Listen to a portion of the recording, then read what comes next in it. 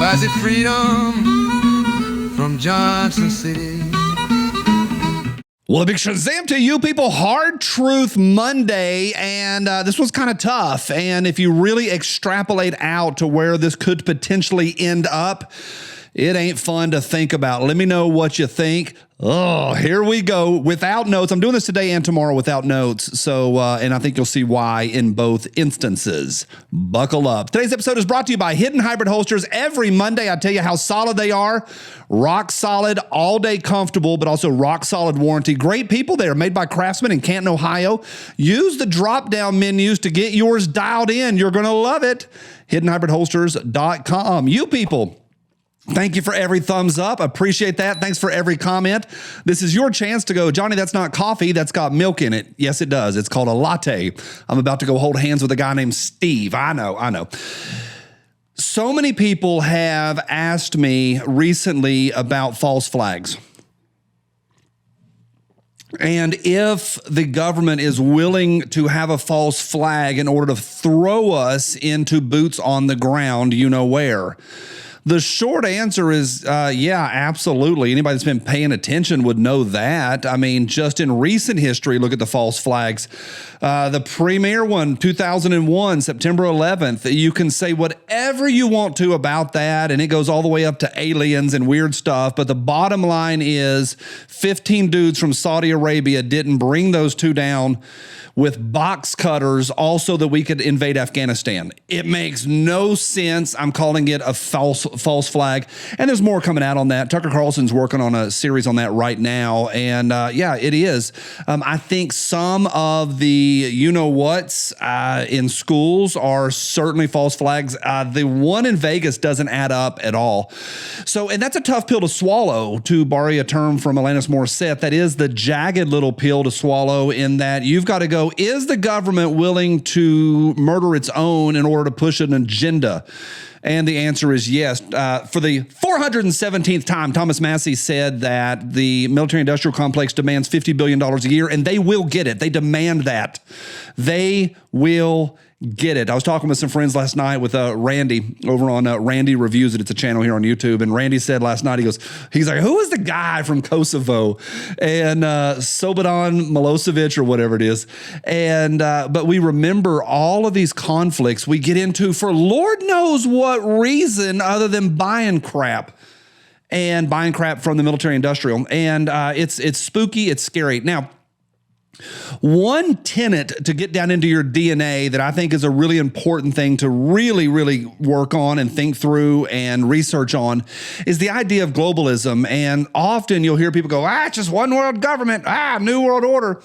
But that is an agenda that is being pushed for multiple reasons. I think some are nefarious and some are just financial. Margaret Thatcher said decades ago that climate change, or whatever they were calling it back then, I think they called it global warming back then.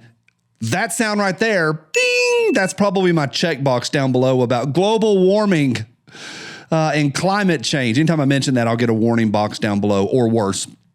Margaret Thatcher said that global warming was nothing but a vehicle to enact globalism. And this is what happens when they all get together in Davos and they all fly in their private jets and they make these decisions. And this all goes back to eating bugs and turning off your electric stove and turning off your gas stove. And you've got to get away from anything that is, we have to buy everything from the government's the bottom line. And y'all know this. So we move to 2025 and they're banging the war drums, but more than ever, people are pushing back and fighting back and pumping the brakes. Since the election in this year, there's been a lot of pushback and blinders are being removed. Candace Owens is fighting the fight. Tucker Carlson is fighting the fight. But even more important, I'm going to say more importantly, on a small level, there's oodles and oodles of people who are pushing back on this narrative of bang the drum, let's go to war in another hemisphere.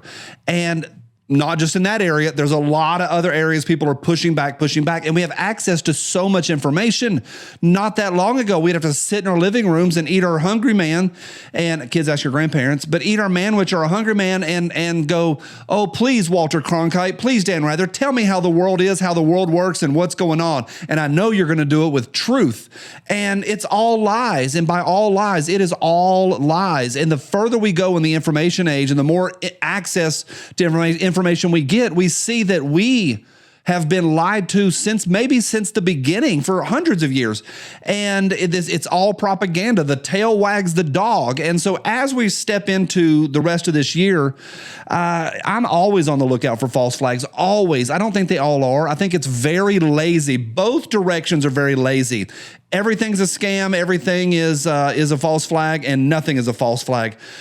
You got to weigh everything out. I think some of the school, whats have been clearly mental health issues and clearly just problematic kids, but others were, it looks like, possibly pulled off by CIA operatives or black ops and grown adults doing this, men doing this, not crazy teenagers, despite what the news says.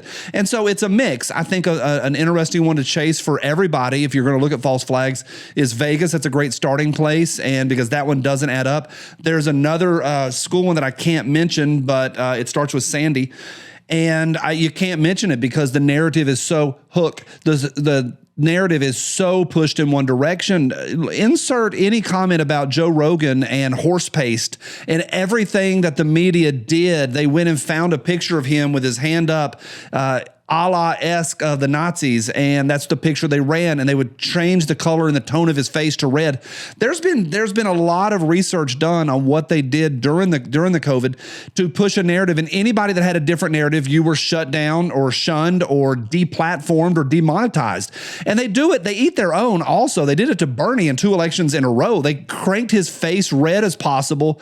They took things out of context, and I think he is a dirtball, to be clear, but he at least deserves a fair shot, as anybody who runs for president should deserve. So all of that to say this, be on the lookout. I think there could be a false flag.